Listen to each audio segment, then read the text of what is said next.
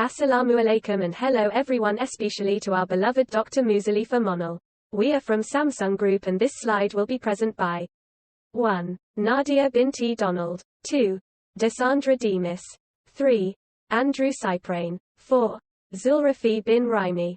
While we are presenting, please make sure all the microphone has been muted to make sure there is no distraction during present time. We will start to present now. Hello and hi everyone, my name is Zulrafi and for today I'll be presenting the Samsung's background. Samsung's history. Samsung Group is a multinational company based in South Korea. Its headquarters are located in Samsungtown, Seoul, South Korea. The company does a wide variety of businesses and most of them are under the Samsung brand and it's the largest chaebol company in South Korea. The name Samsung is derived from the Korean words Hanja, which mean 3 stars. The word 3 carries the meaning of something big and powerful, and the stars carries the eternal meaning. It's founded by Mr. Lee Byung-chul in 1938 as a trading company. Samsung's visions. Samsung's corporate visions is to inspire the world with our innovative technologies, products and designs that enrich people's lives and contribute to social prosperity by creating a new future. This vision statement guides the company's technological business operations which help to better people's lives. Visions 2020 to inspire the world, create the future is a shortened version of Samsung's corporate vision. Samsung's mission. Samsung has a simple corporate philosophy which is to commit its skills and technology to developing exceptional goods and services that help to improve the world as a better global society. Samsung places a high priority on its people and technology in order to achieve this mission. Next, what is Samsung's mission statement? Samsung's mission statement is we will devote our human resources and technology to create superior products and services, thereby contributing to a better global society. This corporate mission was published in the 1990s when the company was undergoing rapid global expansion in various semiconductors, electronics, and related technology markets. Based on its business operations and current international industry positioning, Samsung focuses on the following components in its corporate missions. First is human resources and technological resources, and then second, superiority of products and services, and then the last one is improvement of the global society. As you guys can see here, these are the Samsung's timeline from the year of 1969 until 1996. First, in 1969 to 1979, Samsung started to diversifying in electronics. And then in 1980 to 1989, Samsung are expanding their businesses by entering the global marketplace. Next, by competing in a changing technological world in the year of 1990 to 1993, then becoming a global force in the year of 1994 to 1996. Now, we will look into Samsung's timeline in the year of 1997 until the current year. On the year of 1997 to 1999, Samsung were advancing the digital frontier. And then next, in the year of 2000 to 2004, Samsung are pioneering the digital age. Last but not least, in the year of 2005 until the current year, Samsung is one of the Fortune Global Top Company. And then that's all for the Samsung's background. Hello and a very good day everyone, my name is Andrew Cyprane and now I will present about this chapter 2, that is company review. This chapter 2 consists of 5 elements, that is, the first one is SWOT analysis, second one is IFE, EFE, CPM, and the problems and achievements of Samsung company. Okay, first of all, we look into the SWOT analysis. The SWOT analysis is used to identify the strengths, weaknesses, opportunities, and threats for the company. For the Samsung company, the strength is, the first one is dominates the market, the second one is strong research and development, and the third one is Samsung is an ecologically friendly innovations. Next, we look into the weaknesses.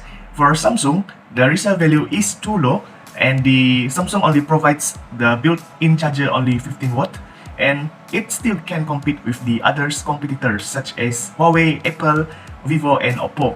For opportunities, this diversification of Samsung leads to the business growth. The second one is the strategic alliances with online service provider, and the third one is the collaboration with software developer will make Samsung company will grow. The fourth one is we look into the threats. The threats for Samsung company is Apple and Huawei are their very strong competitors. And next is the patent infringement controversies. And the third one is the imitation of Samsung specification. Next one, we look into the strategy formulation framework for Samsung. In this strategy formulation framework, we look into the IFE, internal factor evaluation, EFE, the external, CPM, and the problems and achievement of Samsung. For IFE, it is to evaluate the firm's internal environment and identify the strengths and weaknesses is where we focuses on the strengths and weaknesses of the company. EFE, we will identify the key external opportunities and threats where we focuses on evaluating the opportunities and threats. And for CPM, we are used to assess the competitive position of the company. And the last one, we look into the problems and achievements of Samsung company. Next is the findings that we found on the IFE. The first one is the accused on patent infringement. Technology development is very vital for Samsung for them to stay in the game, where it is very important for them to put on the latest technology on their products, or else they will left behind. This apply on the accused of the patent infringement of Samsung, where they are accused by Apple, which the patent of their products are as the same as the Apple products. Therefore, the lawsuit with Apple in North America market have affected most of the consumers of Samsung, where they question about the capabilities of Samsung. The next one is the wide range of product line. The wide range of product line make the consumers difficult to choose, especially those who don't have much knowledge on the products. When we compare to the competitors of Samsung, that is Apple, they focuses more on their smartphones, while Samsung have a wide range of products where they have refrigerators, television, hair dryers, and other appliances, where the competitors are very good in demonstrating their products. Samsung have difficulties in focusing in one products because they have a very wide range products compared to Apple, Vivo, Huawei, and Oppo. Next is Samsung is lack in competitive platform. Although Samsung is recently moving to ecologically friendly innovation, they still have lack in competitive platform in terms of hardware, software, and services. Although facing many serious weaknesses, we can still look at Samsung have very strong internally. The low-cost production allows the Samsung to increase the configuration of the phone without the threat that the price will be higher than the other competitors. Next is Samsung have their own geographic advantage, where allow them to recommend many customers all around the world. And even when we compare to Apple and Huawei, people prefer more on the Android environment that Samsung use, and it is very user friendly. And next, Samsung is very strong in marketing their products through the commercials and Korean dramas. As we all know, most of the commercials that we've seen are we can see that Samsung products appears in YouTube ads or televisions, and most of it they promote their products through the entertainment industry, where they sponsor the entertainment industry such as the Korean dramas to promote their products all around the world, as most people globally watch the entertainment industry. So we look into the external factor evaluation, or EFE. The first one is from the EFE, we found that the new entrance is the threats for Samsung company. Samsung needs to keep on finding alternative products and innovate their products in order to survive in the industry. This is because the new entrance will make more competition with Samsung company. However, the chances of new entrants are very low because Samsung have the opportunities that their brand are already recognized for a very long time, so they do not have to worry about their brand. The second one is the bargaining power of suppliers. The low bargaining power of suppliers is due that Samsung is the producer of most of the components. And the third one is competitive rivals. There are many competitors against the Samsung, especially those competitors such as the Huawei that offer high specification with reasonable price compared to Samsung that offer the same specification but the price is very much higher. This makes the Samsung difficult to reap in big profits if they do not do innovations that make their products different from other people. They will not achieving full growth in the market. Therefore, they must make difference from their products before. Okay, now we will look into the CPM. We look at this table that shows the average Samsung product has the rating of 4 when compared to the two competitors. But if we look at the advertising section, Oppo gets the same rating as Samsung, proof that the advertising method by this company is also effective and can compete with the company's marketing. Samsung. This is the challenge for Samsung because the Oppo company can further to improve their advertising strategy.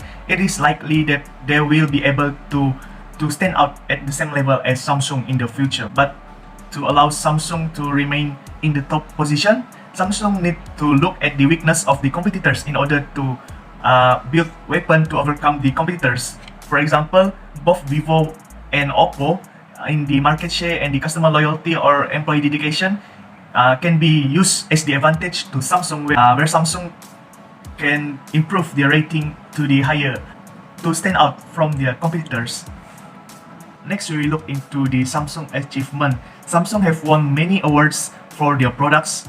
This is because their achievement in maintaining their eco-friendly technology. The second one is their products is sustainable. The third one is their products always innovative, and it is the most preferred smartphone among all the smartphone brands that make them stand out from the other brands. The last one is Samsung common problems. That is, the first one is their overheating issue. The second one is high battery drainage. The third one, the bargaining power. And the last one is the customer negotiating power. That is all from me. Thank you. Assalamualaikum and hello everyone. My name is Nadia binti Donald. Now we are already entering the chapter 3, which is company strategic plan. Strategic planning is Samsung organization's roadmap. It is a defined strategy for the organization that helps to clearly define how the non-profit will achieve its mission. At its core, strategic planning is all about setting goals and putting the non-profit in a position to reach them.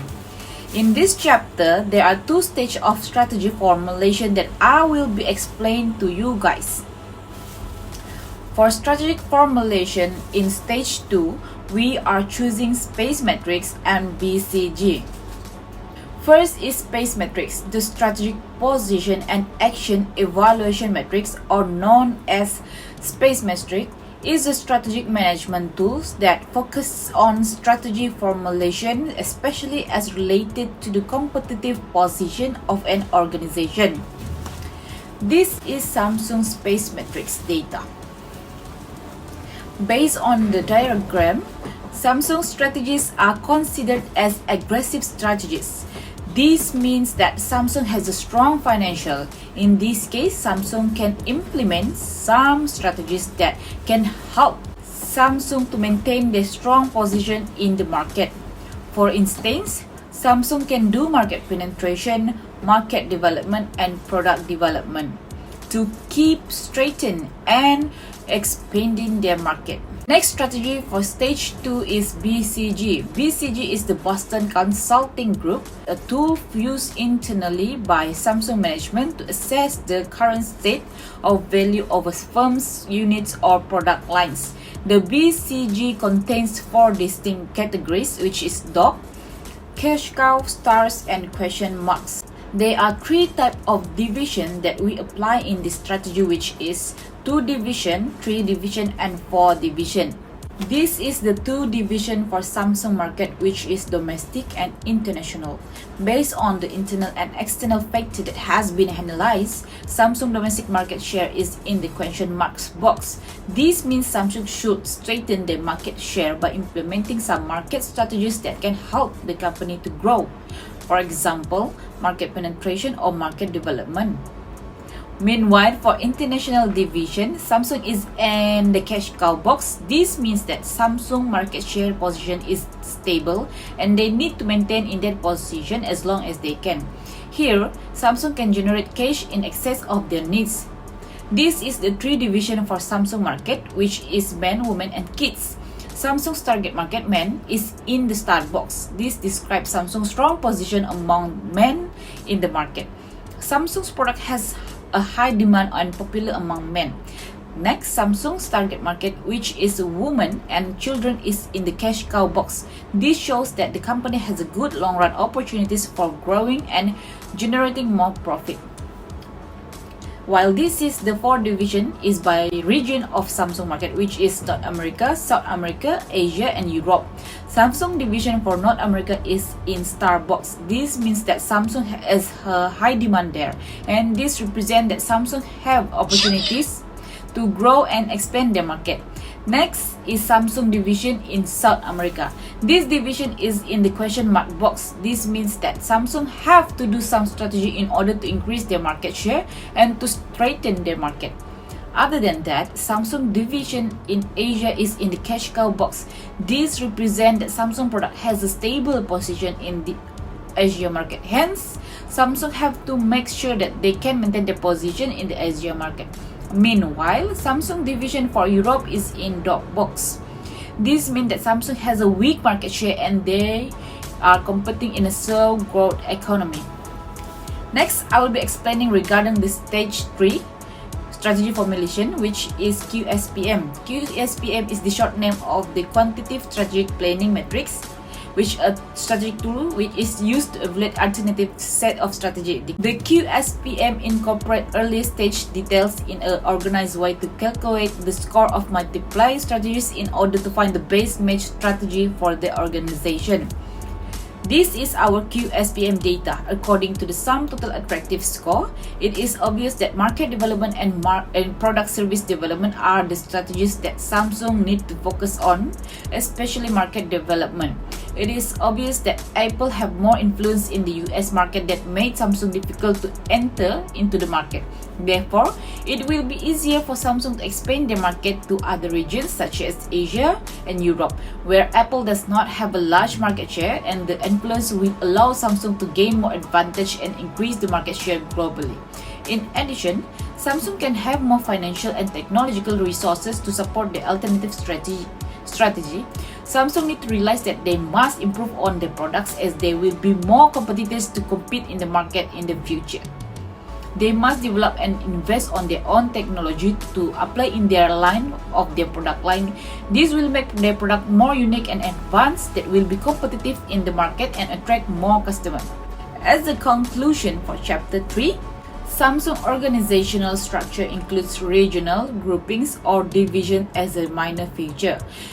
These geographical divisions are usually found under the product type division in the company's organization hierarchy.